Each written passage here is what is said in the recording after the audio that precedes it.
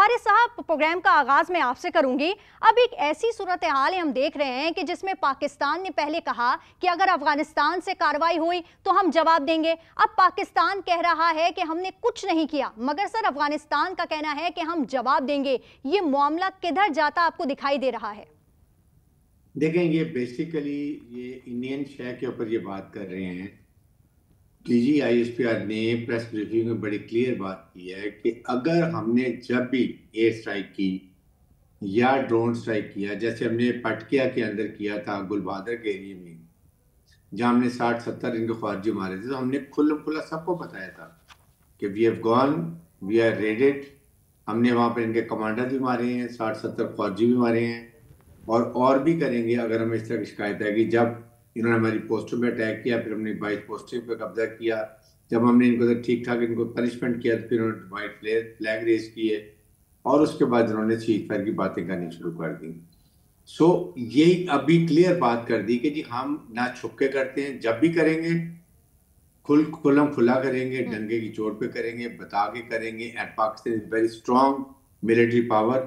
हमें आपकी तरह ये हिट एंड रन वाली बातें नहीं आती हैं कि आए अटैक किया भाग पड़े उसके बाद अपने लोगों की लाशें छोड़ दिए। We don't do like this. तो इट इज वेरी क्लियर। जब TGISP ने कह दिया, we all believe it and there is no doubt about it. ये total social media, fake news, गोदी मीडिया, जो भी BBC ने खबरें इनके खिलाफ दी हैं कि जी ये फेक न्यूज़ इंडिया से हैंडल हो रहे हैं, कुछ अफगानिस्तान से हो रहे हैं, मिली भगत की जा रही है, ये फायदे हैं। पाकिस्तान ने इनको चोक किया हुआ, इनको तकलीफ ये हो रही है, हमने इनकी लॉजिस्टिक्स बंद कर दी जो इनको देते थे, beet, sugar, fertiliser, Afghan transit. बहुत हमने इनका ख्याल किया। इनके पेशेंट्स आते थे पाकिस्तान में, इनके स्टूडेंट्स आते थे, नथिंग डूइंग। इसलिए अफगान अवाम को बहुत तकलीफ है। वी डू अंडरस्टैंड, हमें बहुत इस पे हमें अफसोस है, लेकिन क्या करें जब इनकी हुकूमत तरीके तालिबान है, रिजीम, इनको अपने अवाम की परवाह नहीं है। हमें बहुत है, अवाम को खुद खड़े होना चाहिए। इनको चेंज करें, अपनी जमहूरियत डेमोक्रेटिक गवर्नमेंट लेकर आए, हमें पसंद की हुकूमत लेकर आए। ना इनके पूरे 4 साल में कोई सफारती ताल्लुकात कायम किए हैं, ना इवन इंडिया से सफारती ताल्लुकात है। तो ये क्या करें? अभी ये जो कोशिश कर रहे हैं लॉजिस्टिक, इंडिया जा रहे हैं, इनके तजारत गए हुए थे, क्या वहां से एयर के स्पीड लेके जाएंगे? कहाँ, हमने तो स्पीड बंद की हुई है। डिटूर करेंगे, 4 गुना ज्यादा कॉस्ट पड़ेगी। ईरान की 4 बार पे सैंक्शन लगी हुई है। What will they do? They have to come to Pakistan. ये अभी सी इनको यही चाहिए। दे आर थैंकलेस पीपल, इनको डंडा चाहिए। और वो पाकिस्तान ने अब देना शुरू कर दिए, जो उन्होंने सही किया कि अब हमने इनको राइट अप कर दिया। They don't need any mercy. But Afghan Taliban regime, we feel very sorry for Afghan अवाम। हमें उनसे हमदर्दी है। अपनी किस्मत का फैसला वो खुद भी करना चाहिए, और उसके लिए they have to change the government. अपनी मर्जी की चेंज करें गवर्नमेंट। वहां पर ऐसी गवर्नमेंट लाए जो पोलिटिकल इंक्लूसिव भी हो। नंबर 2, वो एथनिक बैलेंस हो और उसको अवाम का ख्याल हो। ऐसे लोग आने चाहिए। आई थिंक इससे ये मसाइल हल हो बिल्कुल बिल्कुल। मसूद साहब, जिस तरह हारिस साहब ने भी फरमाया, इस तरह कहा तो ये भी जा रहा है कि सर दोनों मुल्कों के दरमियान जो मुज़ाकरात की फिजा है सर, वो महज सालिसीन की वजह से बनी है। यानी अगर कतर और तुर्की ये बीच में ना आते सर, तो खुदा न खास्ता एक बड़ी जंग हो चुकी होती। ये कितना दुरुस्त है और क्या ये खतरा टल चुका है? जी कोई बड़ी जंग होनी नहीं है। अफगानिस्तान की वो कैपेबिलिटी नहीं है, कोई उसकी वो अहलियत नहीं है। वो देखें ना, जैसे प्रोफेशनल आर्मी तो है ही नहीं उनकी। वहाँ पर तो रेक टेक मलेशियाज हैं जो एक वहाँ अफगानिस्तान के अंदर ही लड़ सकते हैं। कन्वेंशनली तो वो कहीं पे खड़े नहीं हो सकते हैं। अब जो रिसेंट अक्टूबर में वाकया हुआ था, तो पाकिस्तान ने उनके 21 पोस्टें कैप्चर की थी। वो तो सारे पोस्टें छोड़ के भाग गए थे। तो पाकिस्तान के सामने तो ये खड़े नहीं हो सकते। हमने इन्वेट नहीं करना है अफगानिस्तान में, अफगानिस्तान को जाके हमने कब्जा नहीं करना है, लेकिन हमने एक मैसेज दिया कि हमारी कैपेबिलिटी, हम ये कर सकते हैं। तो मेरा ख्याल में देखें कि हम Pakistan is not dependent on Afghanistan, Afghanistan is dependent on Pakistan. उनका सब कुछ 90% ट्रेड तो अफगान ट्रांजिट ट्रेड जो होती थी वो थ्रू पाकिस्तान थी। जी सर। तो अभी उनके पास क्या ऑप्शन है? इंडिया क्या देगा इनको? क्या इंडिया से कोई एयर कार्गो, जो एयर ब्रिज है, कोई कोई एयर कॉरिडोर बनेगा? कब तक होगा? कितना महंगा होगा? अगर वो आते हैं समंदर से आते हैं, अगर समंदर से आते हैं, आके जाते हैं चाबहार, चाबहार में टेम्परेरी सैंक्शंस लिफ्ट हुई हैं, तो उसके बाद सैंक्शन लगेंगे तो फिर क्या होगा? लेकिन लेंथ ही होगा। अगर वो जाते हैं बंदराबाद से जाके अफगानिस्तान में दाखिल होते हैं, अगेन भी बड़ा लंबा रास्ता है, तो इनके लिए मुश्किलात है। सेंट्रल एशिया से अगर ये तजारत देखें, ताजिकिस्तान के साथ इनके हालात देखें क्या है, उज्बेकिस्तान के साथ अभी वहां पे उनकी कुछ तजारत होती है, लेकिन वहां पे भी हालात उनके वो उस तरह के नहीं है। सो एक्सेस इनको बाहर जाने निकलने का कहीं पे भी नहीं है। और इंडिया की बड़ी शदीद ख्वाहिश है कि इनको हम इनको काबू करें। मेरे ख्याल में इंडिया की वो ख्वाहिश भी पूरी नहीं होगी। सो पाकिस्तान में देखें कि पाकिस्तान जो भी है, इनका जो फ्यूचर जो भी है, they are dependent on Pakistan. अपनी सर्वाइवल चाहते हैं वो पाकिस्तान के साथ वो कर सकते हैं, वरना तो कोई ऑप्शन नहीं है। अभी तो वैसे उन्होंने भड़के मारी हैं कि हम ये करेंगे वो करेंगे, हमारे साथ तिजारत बंद कर दे, तो हमें तो ब्लेसिंग एंड डिसगाइज है। बिल्कुल। इसी तिजारत के आड़ में पाकिस्तान को $3 बिलियन का एनुअल लॉस था अफगान ट्रांजिट ट्रेड के आड़ में। स्मगलिंग होती थी जी सर। और जो कंटेनर्स अफगानिस्तान को जाने होते थे 90% कराची से निकलते थे, पाकिस्तान में खुल जाते थे। बिल्कुल बिल्कुल। हारिस साहब, बज़ाहिर 10% अफगानिस्तान जाके खुल के वापस पाकिस्तान आते थे। जी सर, बिल्कुल बिल्कुल। मसूद साहब, आपने बिल्कुल दुरुस्त फरमाया। हारिस साहब, बज़ाहिर तो मुज़ाकरात रुके हुए हैं, लेकिन सर महसूस होता है कि पसे पर्दा कोशिशें अब भी जारी हैं। सर, इसी हफ्ते ईरानी सुप्रीम नेशनल सिक्योरिटी काउंसिल के सेक्रेटरी भी पाकिस्तान आए थे। क्या ये दौरे भी इसी सिलसिले की कड़ी है sir? It was a very important visit. Not only this, Iran देखें पाकिस्तान का बहुत शुक्रगुजार है जिस तरह से कि हमने उनके साथ उनका लड़ाई जब इजराइल से हुई थी, हमने किस तरीके से साथ दिया, boldly, openly, without any doubts. और तभी फिर उन्होंने अपनी असेंबली में बात की कि तशक्कुर पाकिस्तान, पाकिस्तान का शुक्रिया। और उसके बाद अब उनके ये बहुत इंपॉर्टेंट सेक्रेटरी जो आए हैं, इनके जो ईरान के सुप्रीम काउंसिल के जो लीडर हैं, ये बहुत इंपॉर्टेंट विजिट है। He is a very important person Pakistan. I am sure कि हमने उनसे हर किस्म की बात की होगी, बॉर्डर मैनेजमेंट की बात की होगी, अफगानिस्तान के बारे में बात की होगी। उन्होंने जरूर हमें ऑफर किया हुआ कि जी हम आपसे ये मीडिएट करना चाहते हैं। प्लस हमने जरूर ट्रेड की बात की होगी, इन केस अगर ये हमारा बंद होता है तो ये इंडिया उनको आपके रास्ते से लाएगा, तो वो they must understood Pakistan point of view. और फिर अमेरिकन सैंक्शन भी है, तो वो भी फर्क पड़ेगा। इसलिए ये बहुत उनका इन्फ्लुएंस पड़ा है अफगानिस्तान के ऊपर, नॉर्दर्न आइस के ऊपर तमाम ईरान का इन्फ्लुएंस है। अगर चाइना ईरान मिल के दोबारा इनिशिएट करें तो बहुत इसके अच्छे दूरस्थ नताइज हो सकते हैं। लेकिन Pakistan will not talk to Taliban, Afghan Taliban regime now till the time वो एक काबिल कंफर्म तस्दीक ये बताएं कि वो इन ख्वारिजियों के खिलाफ एक्शन कर रहे हैं, there is no cross for terrorism और इनको पीछे धकेल रहे हैं, then we will talk. Otherwise Pakistan will not initiate। हाँ, हम जो भी इसकी मुज़ाकरात होंगे we will welcome it, लेकिन हमें अपनी स्ट्रेटजी रखनी चाहिए। मेरे ख्याल में पाकिस्तान को अभी भी हमें जो वाना के बच्चों के ऊपर अटैक किया उसका जो इनके एग्जीक्यूटर्स हैं, प्लानर्स हैं, उनको जरूर सॉर्ट आउट करना चाहिए। प्रॉब्लम ये है कि ये सारे कमांडर्स को आप ले गए हैं शहरी इलाकों में, ह्यूमन सोशल के तौर पे आप ये उनके घरों में जाकर चुप के बैठ गए ताकि जब भी पाकिस्तान अटैक करे तो ये कोलेटरल डैमेज और ये शोर मचाएं। This is the reality. Pakistan is very concern about Afghani people, इसलिए हम बहुत एहतियात से काम कर रहे हैं, but there is a limit. Enough is enough. जो हमने इनका करना था बहुत कर लिया है, इनको सबक सिखाने का वक्त आ गया है। जो हुकूमत पाकिस्तान ने फैसला किया है, I think we all support, Pakistan के अवाम सपोर्ट करते हैं। बिल्कुल और इसके लिए सबको मिलकर बिल्कुल सर, आपने बिल्कुल दुरुस्त फरमाया कि स्ट्रॉन्ग स्ट्रेटेजी जो है वो पाकिस्तान को रखनी चाहिए। मसूद साहब, सऊदी अरब और मुत्तहदा अरब अमारात माजी में किरदार अदा करते आए हैं, मगर सर इस बार शायद इतने फाल जो है वो नजर नहीं आए, और ईरान के भी कुछ हमारे जैसे ही सर मसाइल हैं, तो शायद वो भी कोई बड़ा किरदार अदा ना कर सके। सो सर, तुर्की के वक्त का इस महीने इंतजार रहा, मगर सर वो भी ना आया, क्या वजह होगी सर? देखें, वो तुर्किया का वफद आएगा और लाइकली है उस वक्त कोई सिचुएशन ऐसी डेवलप हुई थी वो आ ना सके। उसमें अभी फॉरेन मिनिस्टर, उनका डिफेंस मिनिस्टर है, उनके इंटेलिजेंस चीफ है, उन्होंने आना है। और बिहाइंड द सीन सऊदीज की भी कोशिश है कि वो भी पेशअप कराने की कोशिश कर रहे हैं कि कोई एक हल निकले इस मसले का।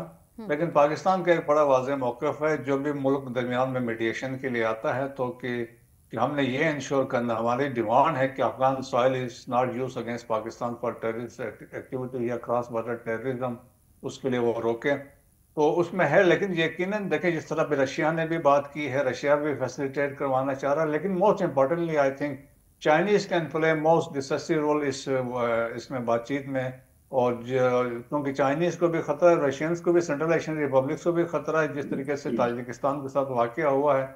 तो उस सूरत में तो रशिया भी चाहेगा कि इसका कोई सोल्यूशन निकले, वरना जिस तरह से थिंग्स डेवलप हो रहे हैं अफगानिस्तान में और जिस तरह वाकया हुआ है वाशिंगटन में, उसके बाद ताजिकिस्तान के साथ और पाकिस्तान में तो कंटिन्यूस दहशतगर्दी अफगानिस्तान से हो रही है। सो इंटरनेशनली द रियलाइजेशन है कि यहाँ से खतरा देखें, 9/11 की प्लानिंग अफगानिस्तान में की गई थी और उसके बाद 9/11 के बाद हमला जब अफगानिस्तान में अमेरिका ने इसी अलकायदा की वजह से किया, आज अलकायदा दोबारा मुनज़्ज़म हुई अफगानिस्तान के अंदर, और अलकायदा, टीटीपी और अफगान तालिबान रजीम का आपस में एक नेक्सिस है, एक ट्रायंगल बना हुआ है। एट टाइम्स वो ऑपरेट करते हैं, वो तहरीक जिहाद पाकिस्तानी के नाम के और उस बैनर के अंडर से भी आते हैं। सो मेरे ख्याल में हालात जिस तरीके से हैं, और अभी मैं समझता हूँ कि अभी आज जो लेटेस्ट खबर आ रही थी, अमेरिकन वो कंसिडर कर रहे हैं strikes inside Afghanistan. The guardian ने भी स्टोरी छापी है और उन्होंने टारगेट्स भी लॉक किए हुए हैं। तो फिर देखें जिस तरह के हालात डेवलप हो रहे हैं, और अभी फिर देखें, मैं जो उनके जो FBI के डायरेक्टर है उसने अभी रिसेंट स्टेटमेंट दी है, ही सेड कि हमने लिंक्स एस्टेब्लिश किए हैं इस बंदे रहमानुल्लाह के with back in Afghanistan, so was in contact with people inside Afghanistan. तो इसका मतलब है रेडिकलाइजेशन तो है। अफगानी जहां जहां गए, देखें कि मैं आपको बताता हूँ, देयर आर 41 कंट्रीज दुनिया में, जी सर, उन्होंने एक स्लीपर सेल्स आइडेंटिफाई किए connected with Afghans, 41 countries. 92 threat alerts जारी किए हैं यूरोपियन यूनियन ने, again connected with Afghan nationals. जी सर, खाली जर्मनी में 118 उन्होंने एक किस्म के एनर्ट्स निकाले हैं कि अफगानिस्तान के लिंक केसेस ऐसे थे जर्मनी के अंदर से। और देखें 2021 से लेकर 2024 के दरमियान 3000, ऑलमोस्ट 4000 के करीब रेडिकलाइजेशन थ्रू इंटरनेट या ऑनलाइन जो रिक्रूटमेंट होती थी वो रिकॉर्ड की गई, और 20% जो रिक्रूटमेंट हुई वो अफगानिस्तान से हुई। जी सर, तो इसका मतलब ये है कि हम एक नई जंग में आए हैं, शेडो वॉरफेयर इसको आप कह सकते हैं, एक नया पैटर्न है जिसमें स्लीपर सेल्स दुनिया में आपके हैं। जिस तरह अफगानिस्तान के लिए this Rahmanullah was a sleeper cell, उसको टास्क की गई, तो उन्होंने जाके अब पीछे से अभी कनेक्शन पता चलता है कि हो सकता है वो अलकायदा का हो। जी सर, तो अभी इसमें डिफरेंट, अभी जब चीजें, बिगेस्ट क्वेश्चन इज किसके लिए वो काम कर रहा था। तो मेरा ख्याल में थिंग्स अनफोल्ड होंगी नेक्स्ट कपल ऑफ डेज में, और इसमें चीजें वाज़ेह होंगी, और लाइकली हम एक्सपेक्ट कर रहे हैं कि अमेरिकन स्ट्राइक सून। ठीक है, बिल्कुल बिल्कुल। हारिस साहब, ये बताइएगा कि दहशतगर्दी सिर्फ पाकिस्तान नहीं, पूरे खित्ते का सर मसला है, बल्कि व्हाइट हाउस के बाहर हमले ने तो इसकी संगीनी और भी बढ़ा दी है सर। तो सर, मौजूदा जो सूरत हाल है गैर रियासती अनासर के लिए और मवाफिक है जो कि खित्ते को एक बार फिर अदम इस्तेहकाम से सर दो चार कर सकती है, इस पर सर आप क्या कॉमेंट देंगे? देखें, इसमें एक दो चीजें बड़ी क्लियर है। Number 1, Afghanistan is going to be in trouble now, इसलिए कि जो व्हाइट हाउस में इंसिडेंट हुआ है, जो भी ताजिकिस्तान में 3 चाइनीज मारे गए हैं, उसके बाद Pakistan is continuing under a war of terrorism, जो क्रॉस बॉर्डर टेररिज्म हो रही है। इंडिया खुल्लम खुल्ला फितनुल खारिज, फितनुल हिंदुस्तान को सपोर्ट कर रहा है, पाकिस्तान को डिस्टेबलाइज कर रहा है। No, these things are boiling up, और पाकिस्तान का स्टेचर जो है इस वक्त दुनिया में बहुत हाई है। हर एक पाकिस्तान की मुसल्लह अफवाज की, पाकिस्तान के फील्ड मार्शल से आसिम मुनीर की तारीफ कर रहे हैं, उनको सुनते हैं, उनकी बात को समझते हैं। तो अगर हम इस वक्त ये सारी चीज़ें बताएंगे उनको, दे विल अंडरस्टैंड। हमें 3-4 प्रॉन्ग स्ट्रेटजी चाहिए। एक, जो हम वॉर ऑन टेरर से लड़ रहे हैं, बिल्कुल ठीक है, करना चाहिए।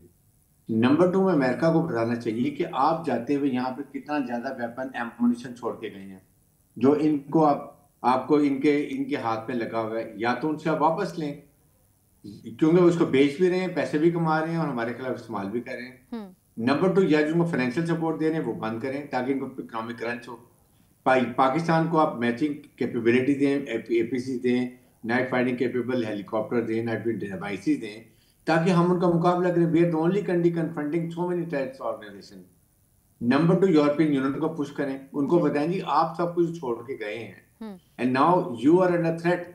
41 जो बगड़े मसूद बात ठीक कर रहे हैं, वहां पर इतने स्लीपर सेल्स हैं और इनके ऊपर खर्च भी कोई नहीं होता स्लीपर को मेंटेन करने के लिए। ऐसा ही। Suddenly they go operate and they disappear. हम्म।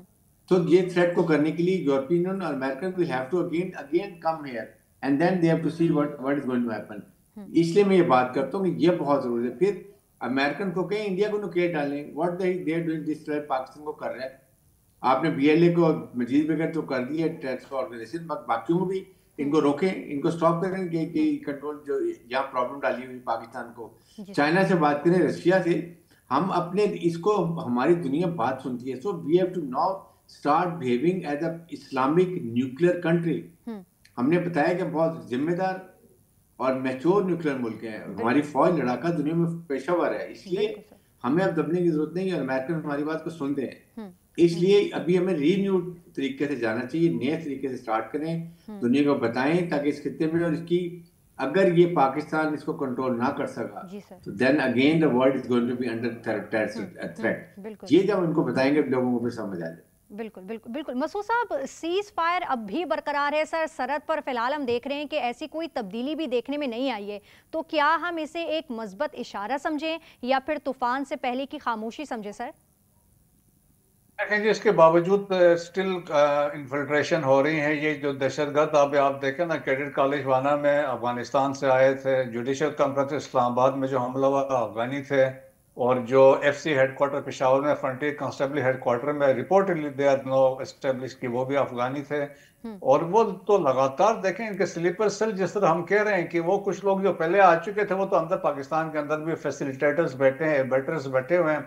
और देखें कि इसके बावजूद अभी जो खैबर पख्तूनख्वा में बताया जाता है कि 172 तश्कीलें अफगानिस्तान से मार्के हक के बाद अभी तक आई हैं, और उसमें अब 4000 के करीब ये दहशतगर्द थे। सिमिलरली बलूचिस्तान में 83 तश्कीलें आई, उसमें स्ट्रेंथ जो थी वो 1200 लोगों की थी। सो अभी ये जो दहशतगर्दी की जो है ना कार्रवाइयाँ बिल्कुल जारी हैं, और इसमें उनकी देखें फैसिलिटेशन शामिल है, जिस तरह हम कहते हैं वेपन्स एंड इक्विपमेंट है। जो लोग वहां पे बैठे हुए हैं ना, तो सब कुछ वहां से दे आर बीइंग फैसिलिटेटेड, तनख्वाहें मिल रही हैं, गाड़ियां मिली हुई हैं, लिबर्टी है मूवमेंट के लिए, तो वहां से वो कर रहे हैं। सो मेरा ख्याल में कि पाकिस्तान का एक बड़ा जेन्युइन स्टैंड है और एक स्टांस लिया, अब इसको दुनिया एंडोर्स कर रही है। और हमने देखे पाकिस्तान को सवाए अभी मेनली दुनिया देख रही है टुवर्ड्स अमेरिका, वरना देखें कि पाकिस्तान का स्टांस को डेनिश डिप्टी रिप्रेजेंटेटिव ने इसको एंडोर्स किया, जो उन्होंने कहा ये टीटीपी थ्रेट है to Central Asia and South Asia. और इसके बाद देखें कि यूरोपियन यूनियन के एम्बेसडर ने भी यही बात की। पास्ट में सेंटकॉम के फॉर्मर कमांडर थे जनरल कुरेला, वो कई दफा कह चुके हैं कि यह थ्रेट है। और इसके अलावा यूनाइटेड नेशन की analytics support and sanction monitoring team की हर साल जो रिपोर्ट आती है उसमें तमाम दहशतगर्द ग्रुपों की बात की जाती है, उसमें भी टीटीपी का जिक्र है कि ये this is the largest terrorist organisation inside Afghanistan है। मॉस्को फॉर्मेट पे भी यही बात की गई, एससीओ के प्लेटफॉर्म पे टीटीपी की बात की गई है, बीएलए मजीद ब्रिगेड की बात की गई है। सो देखें कि उस वक्त पाकिस्तान फ्रंट पे है, जो पाकिस्तान दहशतगर्दी का सामना कर रहा है। लेकिन हमें इस बात की तकलीफ है, दुख है कि इंटरनेशनल कम्युनिटी से जो हमारे एक्सपेक्टेशन थे उन्होंने वो काम नहीं किया, उन्होंने कन्फ्रंट नहीं किया आज तक अफगानिस्तान को आके कन्फ्रंट करते ऑनेस्टली नहीं किया। लेकिन अब जो वाकया हुआ है वाशिंगटन में, आप देखें उसके बाद रिएक्शन आएगा, और सिमिलरली ताजिकिस्तान में है तो चाइनीज का भी आएगा, क्योंकि चाइनीज इंटरेस्ट को टारगेट किया जा रहा है। सो हम ताने बाने मिला सकते हैं, जो चाइनीज इंटरेस्ट भी अब स्ट्राइक्स होती है अगर पाकिस्तान में हुए, उसमें इंडियन हाथ था, बीएलए और मजीद ब्रिगेड और टीटीपी शामिल है। अब अगर आप जो वहां पे जो स्ट्राइक्स हुए हैं, जो ड्रोन अटैक हुआ, अब लोग एस्टेब्लिश ये कर रहे हैं कि ये टीटीपी का हाथ होगा, क्योंकि ड्रोन उन्हीं के पास है, जिस तरह यूज करते हैं मैकशिफ्ट यूएवी का इस्तेमाल करते हैं। सो नई डेवलपमेंट हुई है, चाइनीज भी इसको बड़ा सीरियस लेंगे, अमेरिकन भी लेंगे। तो मेरा इसीलिए that's why I am telling कि आने वाले वक्तों में जब ये चीजें क्लियर होती हैं, जिस तरह FBI वाले इन्वेस्टिगेट कर रहे हैं, तो आप देखेंगे कि अफगानिस्तान के लिए कोई अच्छी खबर नहीं होगी। बिल्कुल। हारिस साहब, एक हालिया इंटरव्यू में हमने देखा कि अफगान तालिबान ने टीटीपी को एक सियासी कुव्वत जो है वो करार दिया और ये भी कहा कि सर इस्लामाबाद को उनसे मुज़ाकरात करने चाहिए। क्या तालिबान सूरत हाल की संगीनी समझना नहीं चाह रहे और क्या अज़ाइम है सर उनके, आप क्या समझते हैं? देखें, इनकी मिली भगत है, दे आर हैविंग एक आइडियोलॉजी है इनकी, दोनों की टेस्टेड अंडरस्टैंडिंग है, ये दोनों मिल के ऑपरेट कर रहे हैं। पाकिस्तान में जितनी दहशतगर्दी होती है 50% अफगान नेशनल्स होते हैं, इसका मतलब है कि उनकी मर्जी से आ रहे हैं। So Pakistan will never talk to, जो भी रियासत के खिलाफ हथियार उठाता है, we should never talk to them till the time वो सरेंडर करें, हथियार डालें, पाकिस्तान के आइन कानून को माने, then will talk to them. और अभी तो हमने अफगान तालिबान से भी, रजीम से बात करनी बंद कर दी है, because they are now supporting them.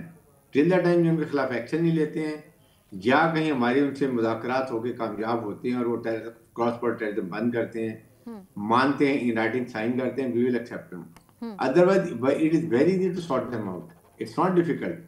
ये सब तोरा बोरा में जाके छुपेंगे जब हम इनके ये महलों में जो रह रहे हैं, पैसा इनकी जेबों में भरा हुआ है, इनके दिमाग खराब हो गए हैं, दे आर थैंकलेस पीपल। ये जाके एक इस्लाम के ठेकेदार बने हुए या जाके हिंदुओं के साथ मिलके जो वहां पीटिंगे बढ़ा रहे हैं, वो इनको डिच करेंगे, ऐसा डिच करेंगे ये रोते पीटते आएंगे पाकिस्तान के पास।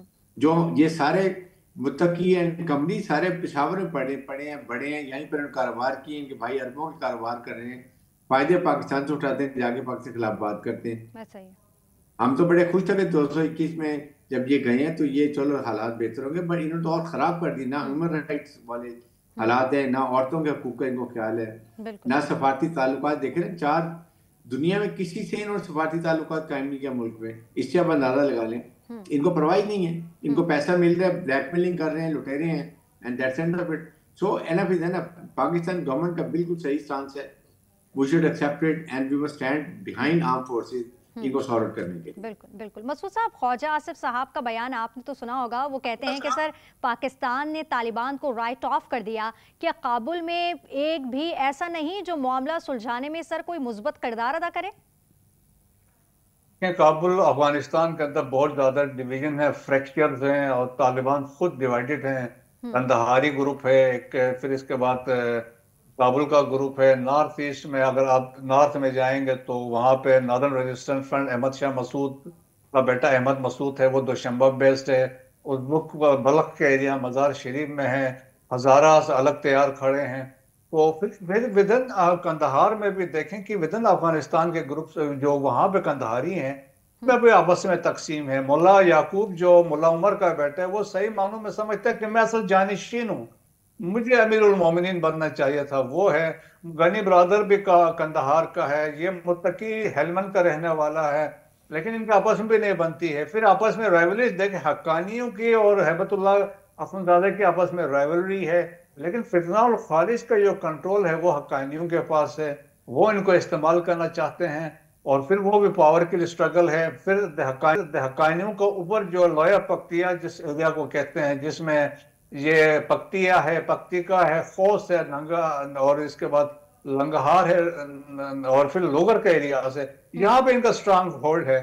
तो आपस में इनकी बनती नहीं है। तो मेरा ख्याल में कोई ऐसा, इसीलिए हम कह सकते हैं कि लाइकली है फ्यूचर में कि जब ये पॉसिबिलिटी एक सिविल वार की भी आप रूल आउट नहीं कर सकते हैं, इवन स्ट्रगल फॉर पावर में देखें कि इसमें फिर बाहर से इंटरवेंशन भी होगी और फिर दैट्स वाई फिर इसमें उन्होंने ये फितना और ख्वारिज को रखा है कि जब इस तरह के वाकयात होंगे तो ये किस तरफ खड़े होंगे। सो ये भी एक वन ऑफ द फैक्टर्स है जो उसको उनको प्रोटेक्ट कर रहे हैं।